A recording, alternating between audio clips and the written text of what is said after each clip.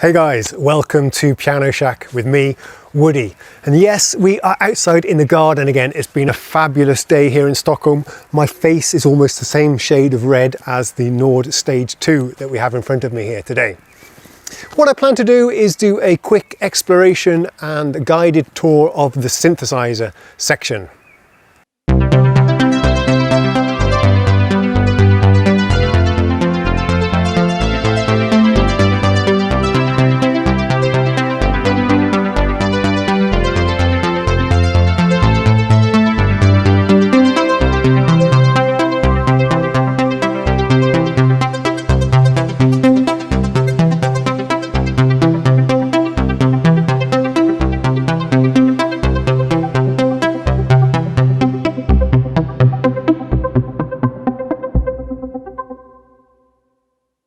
Okay, so one of the first things I like to do when exploring a new synthesizer is just create a basic Sawtooth pad. You know, this is your Juno Jupiter soft synth pad. Let's see, so let's initialize this sucker. There's a lot of shift functions to do here.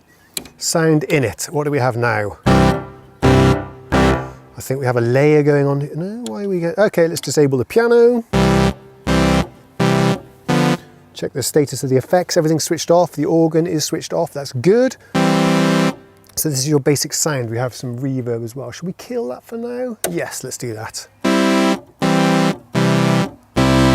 Now then, the oscillator things is a little bit weird for a Nord 2 user. We can select, it is dual oscillator, but there's only controls for one, which is a bit of a mind twister. Okay, so we've selected the Sawtooth there anyway. And with this control, I can select different modes now. This is just your vanilla Sawtooth. There's also shape.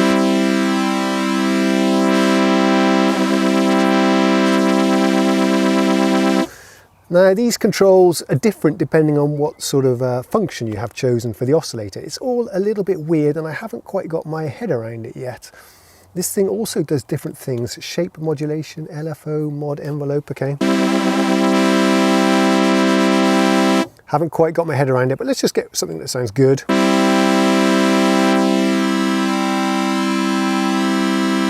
Like that. There's also an option to have two oscillators that are detuned.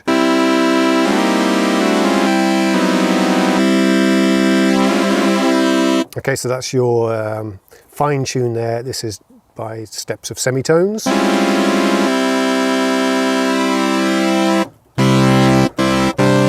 That's quite nice. I can't seem to be able to choose what kind of second oscillator, you know, what sort of waveform we have. That's not available to me. It's just layering two sawtooths above each other. What else can we do? Sync. Not something I use very much. That's it. Let's go back to detune, shall we?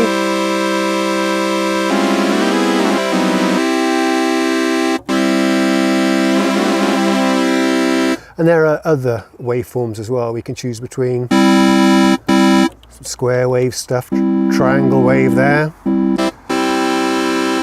there are also a whole bunch of samples that we can, bloody hell, mozzies. There's a whole bunch of samples we can choose between as well. Would you like me to demonstrate that? Okay, different waveforms.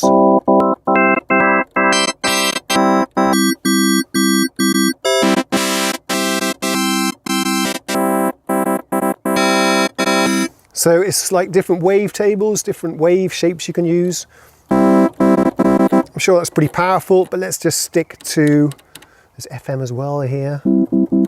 What's this one? Aha, okay, various samples. Oh, that's nice.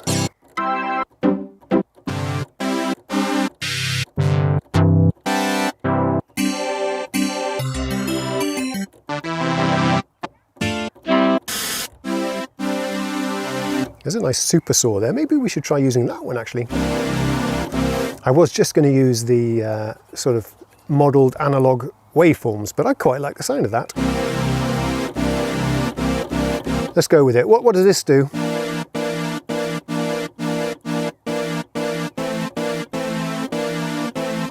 Not sure. Okay, so there's our raw waveform. Let's put it through some filter here. Let's choose whatever the default is.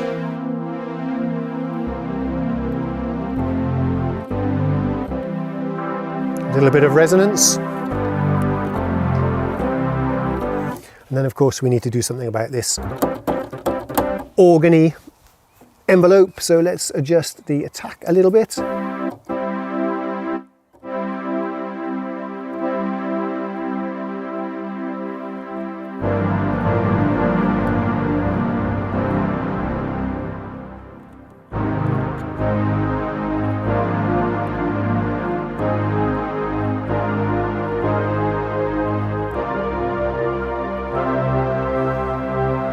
That's quite nice. How do we get the keyboard tracking?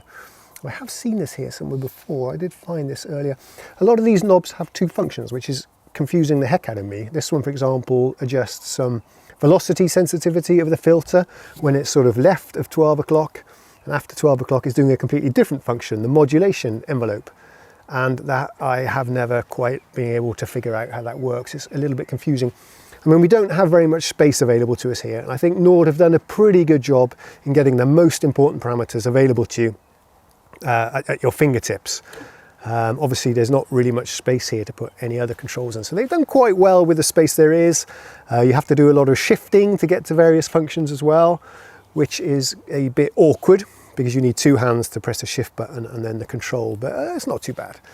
Okay, so what were we doing? I was looking to adjust the... Okay, there is some velocity sensitivity. As we turn that up, the filter is reacting to the amplitude envelope that we have over there.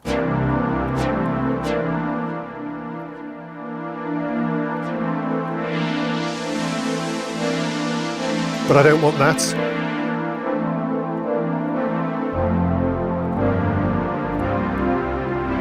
That's pretty nice actually. Now we can thicken it up a little bit more by switching on Unison here. That like doubles up the synthesizer and slightly detunes it to give you a fatter sound. Let's experiment.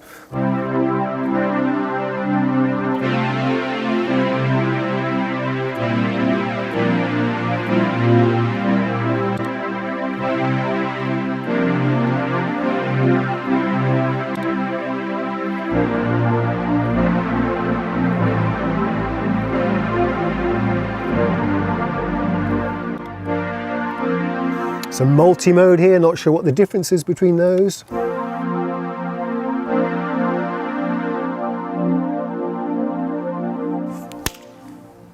Got it. Fucking things, I hate mozzies. Jesus Christ. This is a bad idea being outside, at least when the sun's gone down. Let's press ahead as fast as we can. That sounds quite nice to me actually. If you just want a comparison, let's put the Sawtooth back again. Another thing we ought to do perhaps is roll off a little bit of the bass. I can do that fairly easily. Let's activate some EQ here.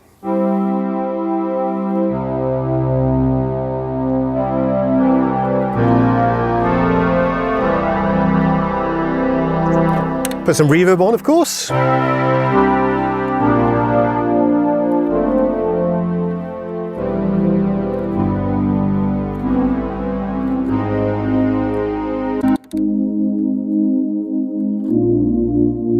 That's nice. I've enabled FM oscillators. I have no clue what I'm doing with FM oscillators.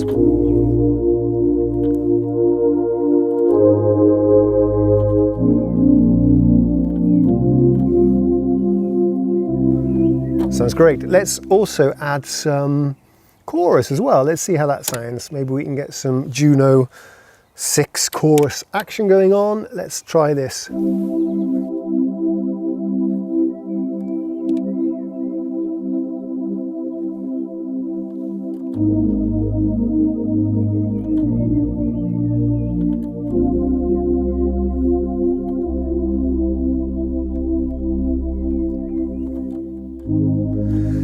There is some other things we could play around with as well. There's an LFO here that we can modulate various parameters with. For example, we could have some nice, with the square waveform there, some pulse width modulation, of course. I was going to demonstrate that for you. Should we have a go? Maybe we'll have a quick go, see if I can figure that out.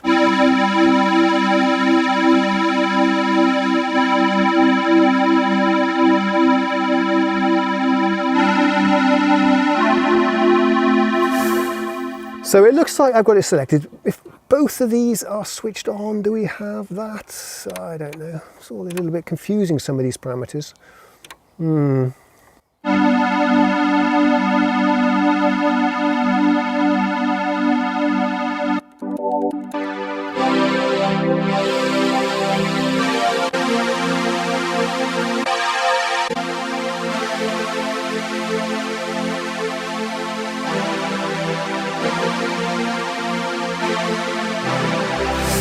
Oh, both of these lit up. I should be able to get pulse width modulation, but for some reason it's not working out for me. Never mind. I'm not going to dwell on it because the mosquitoes are out in force and they are killing me. I hate the damn things.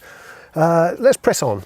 Now, that is the pad that we just created on the fly. I'm going to show you one that I prepared a little bit earlier, actually, just to see how that compares.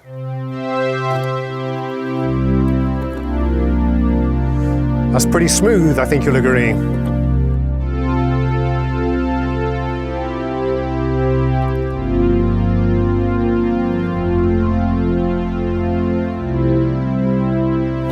I've really been enjoying layering these slots as well. On this slot we have something else, an arpeggio.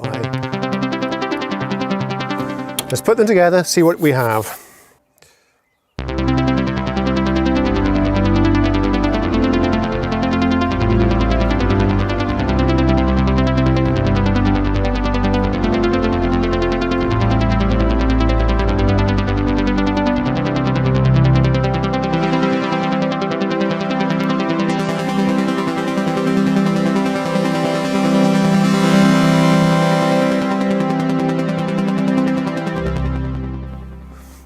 That's pretty amazing. It's really nice actually being able to layer different arpeggios. Let's give you some more examples.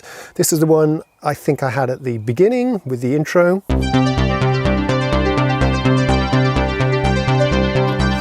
With some hold as well so I can let go of the keyboard here.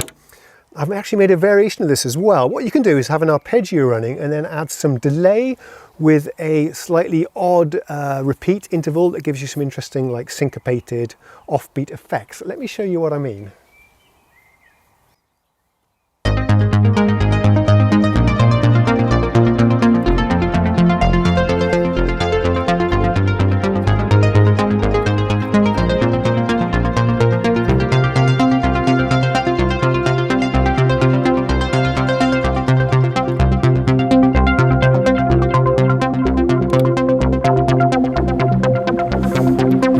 Very tweakable, these, once you have an arpeggio running. It's really satisfying just to fiddle around with these controls. There we go. So I think since I'm getting eaten alive by the mosquitoes, I'm probably going to call it quits right here now. I am enjoying the synthesizer section here. In the beginning I didn't like it so much. I was a bit disappointed. I felt that with just 2 slots it was a bit of a limitation. My Roland FA can do 16 different slots at the same time. Yes, you can have 16 different splits or layers, albeit with one arpeggio, which is a real drag. But the Nord lead, even the very first version of the Nord lead from 20 years ago, had 4 slots. So this has got some compromises and limitations, which is a shame. The organ section, I feel, is top-notch. They have cut no corners at all, Nord.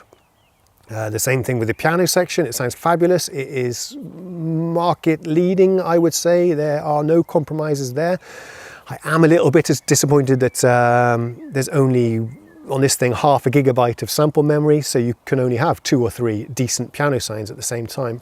Nord, if you're watching this, please just slap a 40 GB SSD solid state disk drive in this thing and we're done. You can have all the piano samples at the highest quality loaded at the same time. I don't know why we have to use this Nord sound manager to swap in and out samples. It seems a bit archaic in this period of time when these SSDs are so cheap.